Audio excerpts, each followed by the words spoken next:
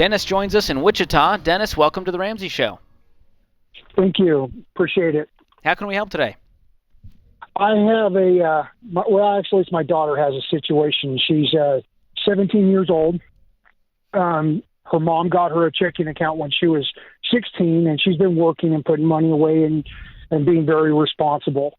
Well, a couple of days ago, she got a message on Instagram from somebody she did not know, saying that they enjoyed some of her pictures and they wanted to use her pictures, and they would pay her for it. Well, what they ended up doing was they sent her a check via email, said, okay, for $3,000, we're going to pay you for the pictures. You keep $500 and send us back that money when you deposit it, the $2,500 through Zelle. So she did that. I know I would have saw it instantly, but I told her, but things happen. Well, anyway, she didn't think anything of it. She went ahead, and as soon as the account said that money was there, she sent it through Zelle to this individual. And then they tried it again for another $2,500. And then my ex-wife got a text message saying that the account was overdrawn and there's suspicious activity on it. And so they went in, they filed a police report with the local police. They sent it over to the bank's asset protection. So my question is basically this. They're saying that they got the second one stopped, but the first one, she may be on the hook for $3,000, which I kind of agree with, but I kind of don't agree because I thought there should be some better protection on a checking account for a minor, and that's what it was. So we're kind of, what do we do? My thought was just let them sue her for the money, this way she gets in front of a judge. They can, at least talk to an impartial person, the judge, and say, hey, this was scammed. We shouldn't be owed this. They didn't do anything to protect this account from fraudulent activities and fraudulent checks, because it's definitely fraudulent. Yeah. So we're just kind of, what do we do? How honest can I be with you? Perfectly. Go ahead. All right. I don't know what state you're in. Kansas there. Every state's different. But if I'm a judge and you bring this to me, I'm going to turn around and say, where were the parents of this minor? Because they're ultimately in charge when you open an account like that. And so, yes, a bank should have, if they're going to open up an account for minors, there should be protections and all that. But anything legally always rolls downhill to the parent. Not always, but almost always rolls downhill to the parents or uphill to the parents. And so you can do that. I think this is an extraordinary, expensive, pull your hair out, frustrating, but extraordinary gift for your daughter if y'all frame this right. If you frame it as making this the bank's fault, then you're teaching your daughter that if we make a big mistake and we screw up, even we trying to do right, we thought we'd get this, then there's always somebody else to blame. If you teach your daughter, man, we messed up. You messed up big. I'll split this with you, or you can work it off in this way. It's going to be a very expensive thing to learn. My promise is this never happens again. I just was dealing with somebody who's a friend of mine who's got a college-age kids, was caught up in a sexting thing and a very similar scam via Instagram. And it was a mess, caused a lot of heartache and a lot of police reports. Here's what I can promise you, that will never happen again, right? And I'm more interested in setting up a 17-year-old with a $3,000 lesson. Usually it's a car wreck or something like that you can learn a lesson like this. Set it up a lesson like this, and this never happens again, than I am about, well, they should have had, I personally am not going to go down that road.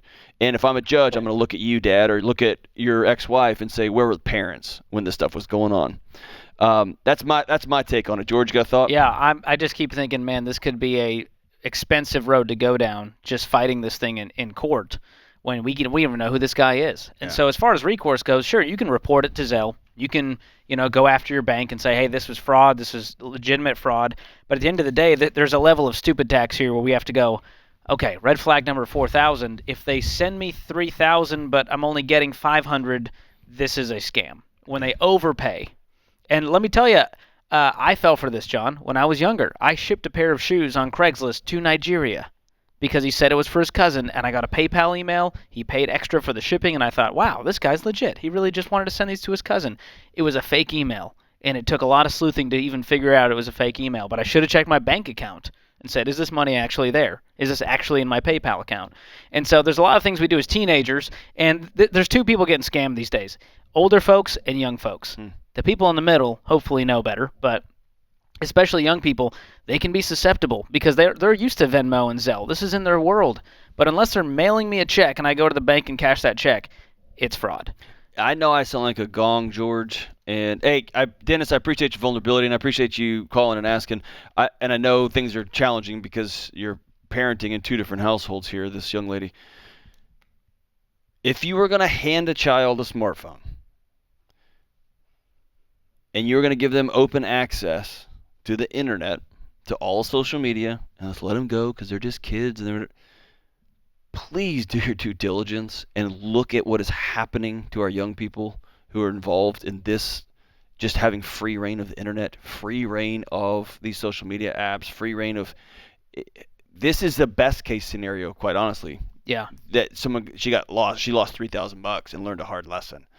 The number of people over my years working at colleges that were caught up with compromising pictures of them that are out that they could never get back, that people were taking their text messages. I mean, all kinds of stuff.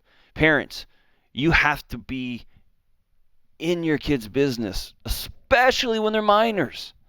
Well, I don't want to be private. They're 15, they're 17, they're 14, they're 13. Get in their business. Get in their business.